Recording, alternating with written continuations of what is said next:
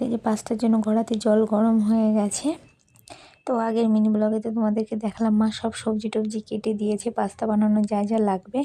আর আমি যখনই কিছু বানাই না খাবার, তখন আমার মনে হয় কি যেন খাবারটা কম না পড়ে, একটু বেশিও ক্ষতি নেই, যাতে কম না পড়ে সবাই খাওয়ার সময় যেন এটা না হয় যে আর একটু হলে ভালো হতো। আমি যে খাবারই বানাই আমার মতো একটু বেশি হোক, যাতে কম না হয়। আর এই যে এখানে দেখো ওর পাপা যে খেলনাটা নিয়ে এসছে, মা ওটা ঘুরিয়ে দেখাচ্ছে, ও সেটা দিয়ে খেলছে। আর ও গেছে ছাদে জামা কাপড় আনতে।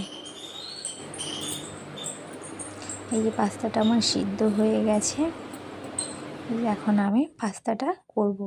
তো পাস্তা হয়ে গেছে, আর এখানে আর যতটা পাস্তা ছিল আমি ডাব্বাতে ঢেলে রাখছি। তো আমার পাস্তা খেতে ভালো লাগে বলে ও এত বড় একটা প্যাকেট নিয়ে চলে এসেছে। এই যে আমাদের পাস্তা রেডি। আমি আরও একটা প্লেটে নিয়েছি আর মাকে একটাতে দিয়েছি। তো আমি ওর জন্য ওয়েট করছি, ও চলে আসলেই আমরা খেয়ে নেব বিকালের